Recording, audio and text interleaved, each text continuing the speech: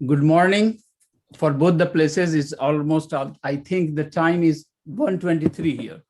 तो 1:23 हुए हैं सुबह के या रात के, जो भी कहें आप, मिडनाइट के बाद के। और मैं यहाँ मेडिसन सिटी, जो कि सिटी ऑफ लेक्स है, यहाँ पर बड़ी खूबसूरत लेक्स हैं सराउंडिंग में हमारे। तो I am calling good morning to everybody there in back in Mumbai. And my topic is very important, as it was mentioned earlier. It is the most common, you can say, complication. Everybody, जो भी आदमी dialysis patient का take care करते हैं, they are going to see it, and they are going to see it every day, every session, almost.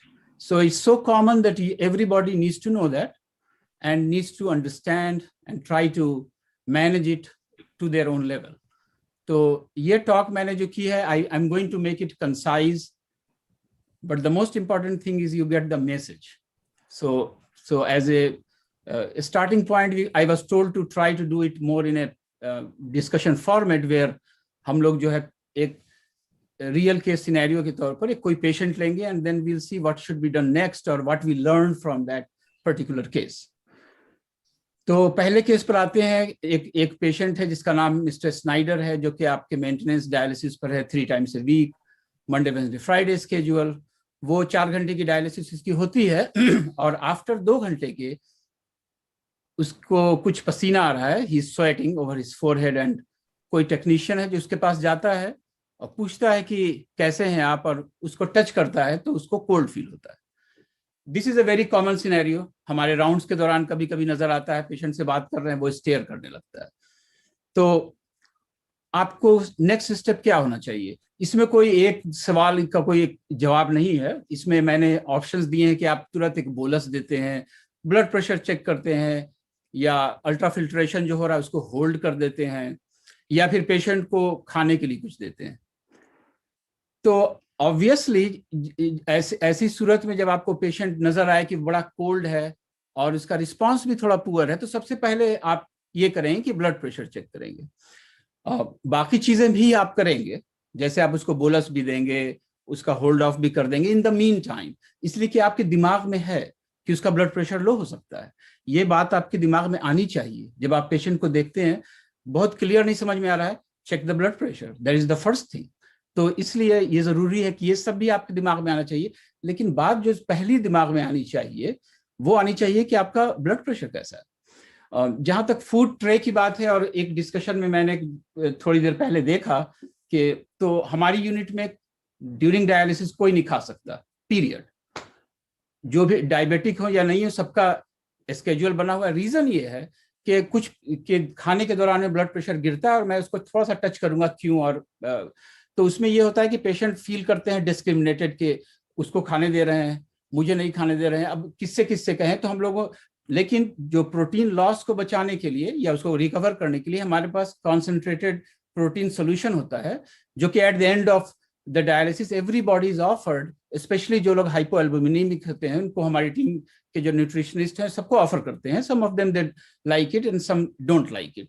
So based on that, we manage it. But routinely, we do not provide food during dialysis because it can be seen association of blood pressure drop in those patients. So another patient was Miss Ariana, was treated for symptomatic hypotension with NS during her Tuesday session. After stabilizing her, the appropriate next step क्या होना चाहिए? तो जो blood pressure का drop होता है उसकी वजहें क्या है, क्यों ड्रॉप होता है? एक तो ये कॉमन है, ये हम लोगों ने सीखा कि it is a common problem. तो जब भी पेशेंट आता है तो हमारा एक ड्राई वेट होता है, which is estimated dry weight, जो कि एक क्लिनिकल जजमेंट बेस्ड होता है. आप उसको एग्जामिन करते हैं और आपका डॉक्टर एक नंबर देता है और उसके हिसाब से आप उस पेशेंट को उस नंबर तक लाने की कोशिश करते हैं. That is the dry weight. जब वो ड्राई वेट तक पेशेंट को लाना होता है, अगर ड्राई वेट सही ढंग से एडजस्ट नहीं किया गया, या फिर ओवर टाइम आपके अंदर चेंजेस होते हैं, आप अपना वेट गेन कर रहे होते हैं वाटर वेट के अलावा, तो अगर आप उसको कंसीडर ना करें तो एक प्रॉब्लम हो सकती है. You are trying to remove fluid which is not there. तो ड्राई वेट एक इंपॉर्टेंट चीज है, नजर होनी चाहिए उसको. हमेशा हर बार जब पेशेंट आता है आइडियली आपको देखना चाहिए कि पिछले बार गया तो कितने वेट पर गया और क्यों ड्राई वेट तक नहीं पहुंचा, अगर नहीं पहुंचा तो, या उसके नीचे जा रहा है। So you have to discuss with your physician, let them know, अपने डॉक्टर को बताना होगा कि ये ड्राई वेट से इतना आगे है या इतना पीछे है, and it is important thing to prevent these things. तो ड्राई वेट को डिस्कस करें जब ऐसा हुआ अगले स्टेप के लिए। ये भी देखें कि वो कौन सी दवाइयां लेता है। ऑफ कोर्स हमारे पेशेंट्स काफी सारी एंटी हाइपरटेंसिव मेडिकेशंस पर होते हैं, इसलिए कि उन्हें जो है ब्लड प्रेशर एक इश्यू होता है, high blood pressure in general. तो अगर बार बार ड्रॉप हो रहा है तो आपको टाइमिंग आने के पहले का रोकना है या नहीं लेना है, या कंप्लीटली रोकना है या चेंज करना है। जैसे हम लोग ट्राई करते हैं कि वंस ए डे बेहतर है बनिस्बत twice a day. Is not ideal for every patient, but timing and drug list आपको होनी चाहिए, and you have to review that. और उसको फिर जो है वो अपने डॉक्टर के साथ डिस्कस करें कि अच्छा ये मेडिकेशंस है, ये चेंजेस एक्सेट्रा। तो इम्पॉर्टेंट ये है कि timing and type of medication can be important and may need to change to avoid that. इसके अलावा जो है, जो 2 डायलिसिस सेशन के बीच में आपने कितना वेट गेन किया है, इसलिए कि आप सारा का सारा वेट निकालने की कोशिश करेंगे इस दौरान सेशन में। तो एवरी आवर कितना फ्लूइड आप रिमूव कर रहे हैं। फ्लूइड आप रिमूव कर रहे हैं ब्लड लाइन के अंदर से, हमारे सर्कुलेशन के अंदर से, लेकिन lot of time the fluid is in your tissues, वो सीप किया हुआ है, सीप्ड आउट ऑफ द सर्कुलेशन। उसको आपको पुल करना है, तो पहले आप सारी चीजें ब्लड से निकाल रहे हैं, लेकिन इस ब्लड तक पहुंचने के लिए, टिश्यू से ब्लड तक पहुंचने के लिए टाइम दरकार है, वक्त की जरूरत होती है। तो अगर आपका डायलिसिस सेशन जो कि फिक्स्ड है, टाइम फिक्स्ड है, जो कि होता है, उस दौरान में सारा वो वॉल्यूम निकालने की कोशिश करेंगे, then it is difficult to adjust for your all the reflexes to maintain the blood pressure. तो drop in blood pressure can be very much related what is your inter 2 dialysis के बीच का weight gain. और वो weight gain हम लोग हमेशा बोलते हैं कि पानी पीने या पानी से भरा या लिक्विड से भरे खाने की वजह से होता है, बारिश से कभी नहीं होता है। कई बार पेशेंट बोलते हैं कि मैंने तो कुछ खाया नहीं, नेचुरली हर कोई ये देखता होगा। तो इंपॉर्टेंट ये है कि आपको जो बीच डायलिसिस, 2 डायलिसिस के दौरान में वेट हो रहा है, ओह सॉरी अबाउट दैट। और उसके बाद जो है वो ड्यूरिंग डायलिसिस भी हम लोग खाने के लिए मना करेंगे, इसलिए कि जब खाना खाते हैं तो ये मान के हम लोग चलते हैं कि वहां पर इंटरडायलिटिक वेट गेन जो है, जो स्प्लैंक्निक सर्कुलेशन होता है उसकी डायलिटेशन की वजह से ब्लड प्रेशर ड्रॉप होता है। अगला पेशेंट, तो I am just going to quickly summarize those.